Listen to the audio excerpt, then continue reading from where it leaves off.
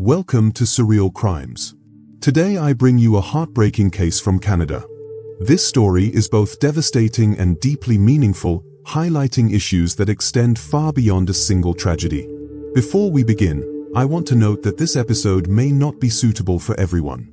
While I will avoid unnecessary graphic details, certain descriptions are essential to present an accurate account of what happened.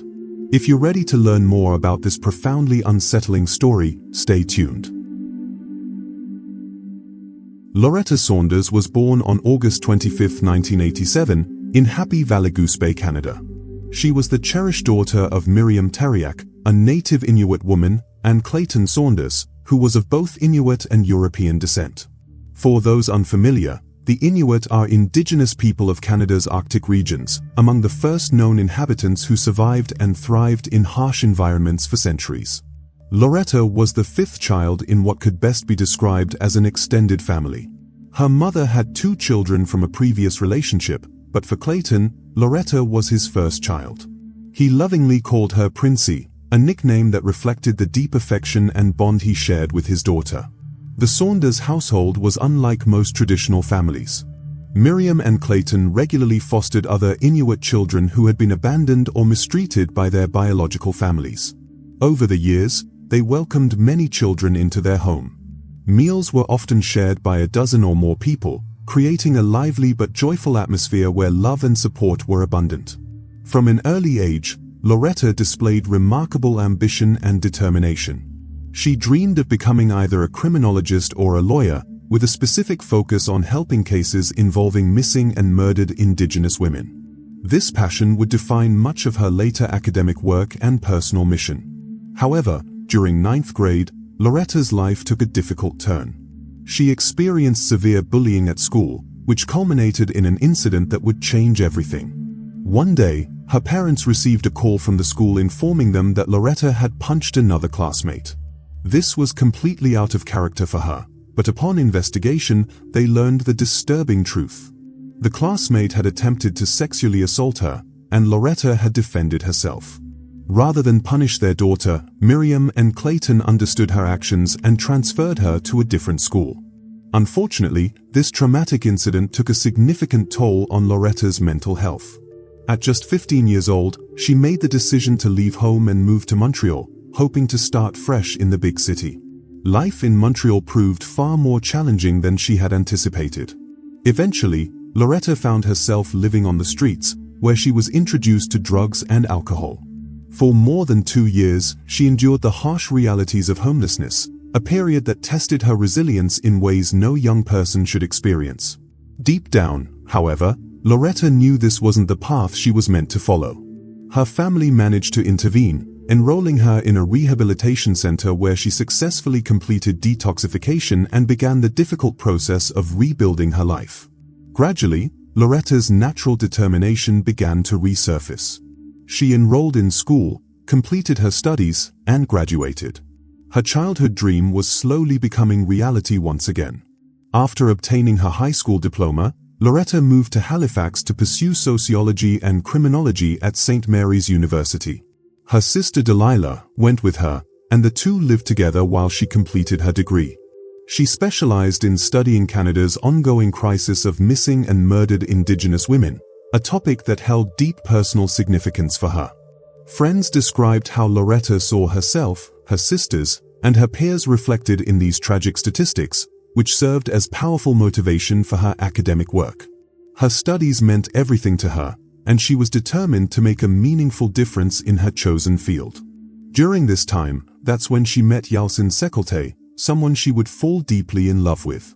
Those who knew them described their relationship as genuinely wonderful and positive for both partners. In November 2013, Loretta became pregnant with Yalcin's child. The couple was planning a future together, and with the pregnancy, she began spending most of her time at his place. However, Loretta's postgraduate research faced significant challenges when institutional funding was withdrawn. Government support for initiatives related to missing and murdered Indigenous women was being scaled back, and with a child on the way, she needed to find alternative sources of income. To make ends meet, Loretta decided to sublet the second bedroom in her apartment, which had previously been occupied by her sister Delilah, who had moved to British Columbia. Through Kijiji, a popular Canadian classified website, she found a couple willing to rent the room. Due to the nature of her lease, the arrangement had to remain unofficial.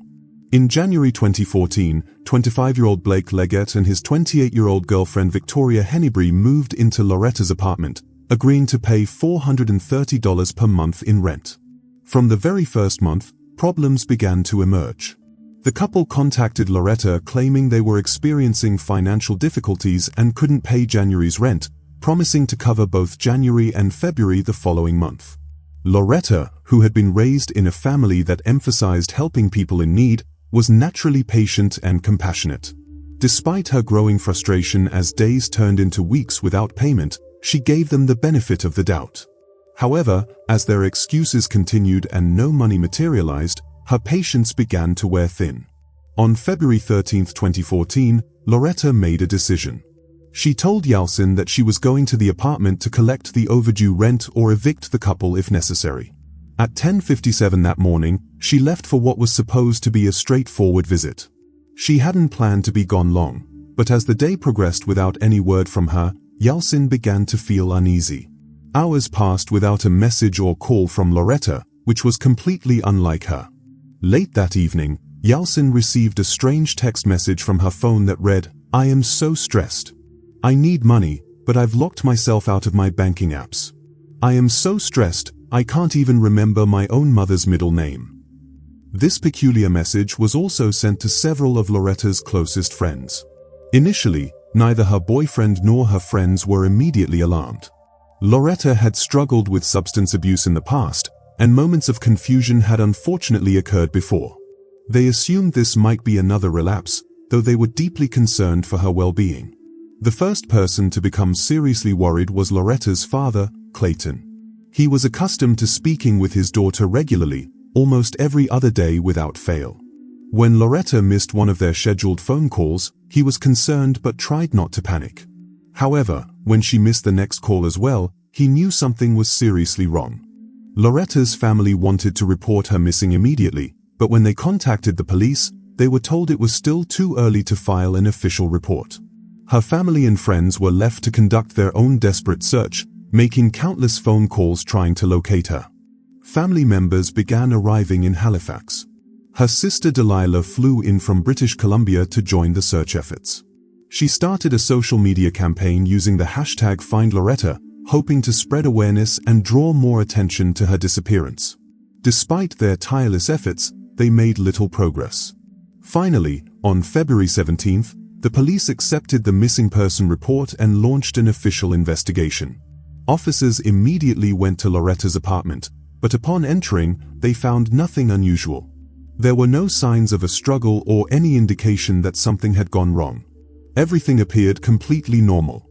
The first person police interviewed was naturally Yalcin, as boyfriends are typically initial suspects in such cases. He explained the subletting situation, though he admitted knowing very little about the people supposedly living there. The arrangement had been made privately through an online platform, with no official rental contract. Loretta had handled everything herself, leaving police with no concrete proof that anyone else was even living in the apartment. Fortunately, the apartment building's entrance was monitored by surveillance cameras, which served as the only way in or out of the building. When officers reviewed the footage, they discovered something significant. Loretta was recorded entering the building, but she was never seen leaving. At this point, police had limited leads. They didn't know Loretta's whereabouts, and they weren't even certain these mysterious tenants existed. What happened next was deeply troubling. Initially, when police saw Loretta's photograph, they assumed she was white. With her light skin and blonde hair, her indigenous heritage wasn't immediately apparent. During those early days, while authorities believed Loretta was white, they were responsive and seemed genuinely committed to finding her. Every time her family called, someone would answer, and there appeared to be real urgency in the investigation. Everything changed once they learned she was Inuit. After that revelation, Loretta's mother could no longer get through to anyone directly. Calls were redirected or ignored, and the level of concern and urgency that had once been present suddenly vanished. The family was forced to remind police that despite being Inuit, they were human beings who deserved the same protection and rights as any other family whose daughter had gone missing. With growing public support, a strong social media campaign, and community pressure, the investigation continued. With few solid leads, police turned to examining Loretta's bank records. Her card had been used multiple times since her disappearance, with one transaction particularly standing out, a purchase at Tim Hortons. This transaction occurred around 5 p.m. on February 13th. With the exact time and location of the purchase, investigators were able to obtain surveillance footage from the Tim Hortons where the transaction occurred. The surveillance footage captured Loretta's blue Toyota pulling into the drive-thru. A touchscreen transaction was made with her card, and though the footage was grainy, it confirmed that 2 people were inside the vehicle, meaning Loretta wasn't alone. A second surveillance camera inside Tim Hortons focused on the drive-thru window provided additional crucial information. In the footage, Loretta's car approached the window with a man and woman inside. Police initially assumed the woman was Loretta. The man wasn't clearly visible at first due to the cashier blocking the view, but eventually, the angle shifted to reveal the driver, a balding white male who was definitely not Yalcin.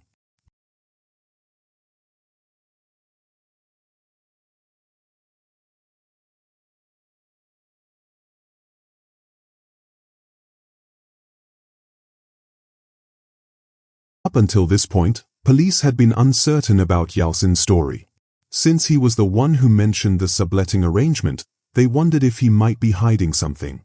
Now their attention turned to this unknown man, and they began checking other surveillance cameras in the area, trying to find more footage of the car and identify the driver.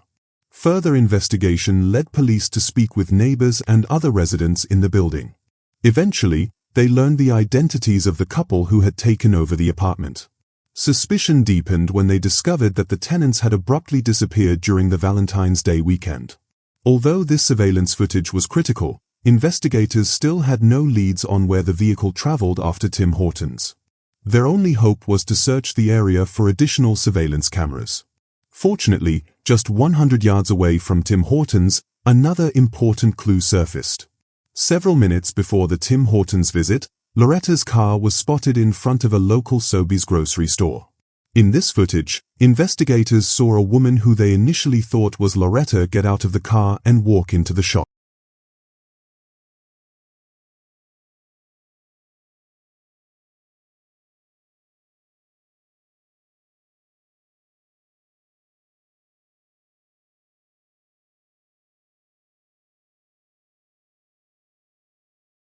Upon closer inspection, however, it became obvious she looked nothing like Loretta. Her hair was a different color, and her body type was noticeably different. This woman clearly wasn't Loretta at all. The surveillance footage wasn't clear enough for positive identifications. At most, they could make out general features like body shape and hair color, but nothing concrete enough to confirm identities. Investigators decided to take a step that has proven helpful in many recent cases. They released the images to the public. Photos of Loretta, her car, and the surveillance footage were shared widely, hoping someone might recognize the people involved or spot the vehicle. This approach paid off. On February 20th, a man contacted police stating he had seen Loretta's car. He was confident it was hers because the license plate matched exactly. However, the car wasn't abandoned in a public parking lot. It was parked in a private alleyway behind a residential home in his neighborhood. Initially, police were skeptical, thinking it might be a mistake or even a prank. When officers arrived at the location, the car was indeed there, exactly as the man had described. They approached the house and knocked on the door. When it opened, 2 people stood in the doorway, Blake Leggett and Victoria Hennebury.